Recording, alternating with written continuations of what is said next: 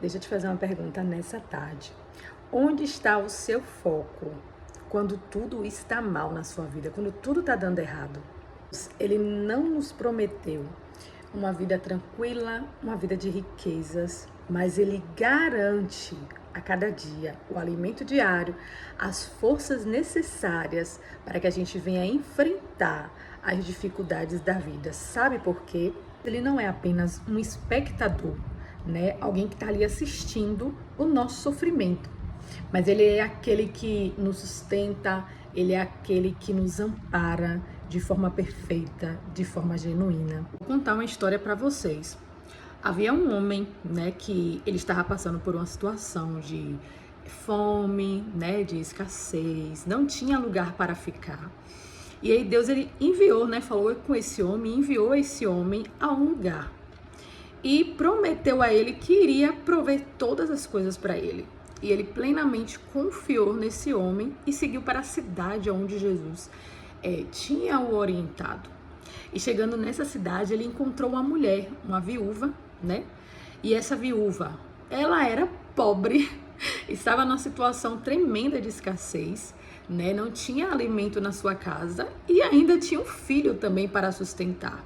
Mas aquele homem, ele pediu àquela mulher para que desse a ele um pouco de água, né? E desse o alimento necessário.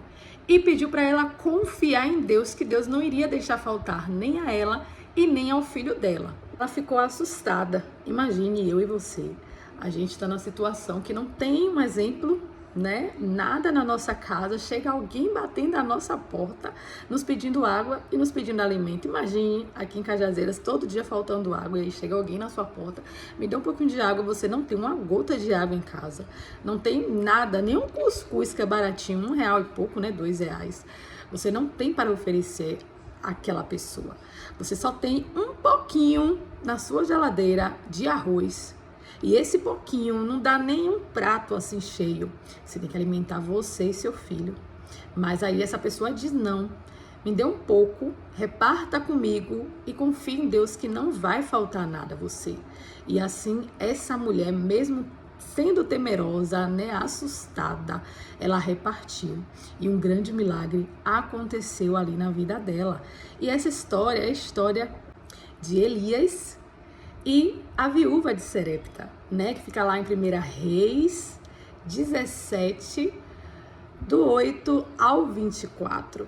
E não só, essa mulher, ela não só experimentou do milagre de Deus, porque ela abrigou um homem de Deus, né, ela estava em uma cidade, que era uma cidade que não temia Deus, temia outros deuses, como Baal, né, e ela experimentou do milagre de Deus, do suprimento, mas lá na frente ela viveu ainda um milagre maior, porque a estadia daquele homem, daquele profeta de Deus na casa dela não era por acaso, porque mais à frente o seu filho veio a morrer.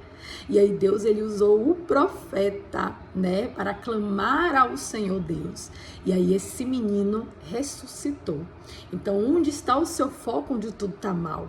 Você se desespera, você se descabela ou você confia em Deus, mesmo diante da dificuldade? Não sei o que você está passando hoje.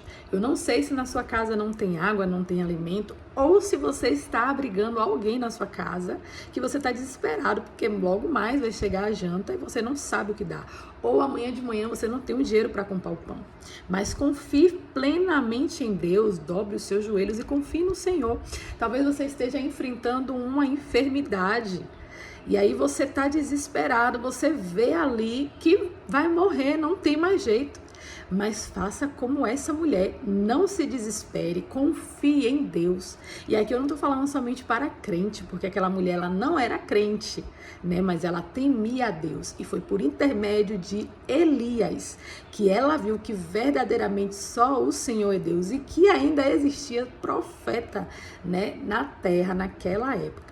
Então eu convido a você a não voltar os seus olhos para a dificuldade ou o problema, mas voltar os seus olhos para o Senhor. Senhor, é Ele que vê todas as coisas, é Ele que permite todas as coisas, nada passa desapercebido dos olhos de Deus. Talvez você se pergunte, Érica, você não sabe o que é passar dificuldade. Meu irmão, você não deve julgar o outro, você não deve julgar o próximo. Eu costumo dizer que muitas das vezes você vê, né, do outro lado da tela, ou você vai para a igreja e vê o seu irmão assim, rindo, mas você não sabe o que ele está passando. E também não é do seu interesse você saber, né?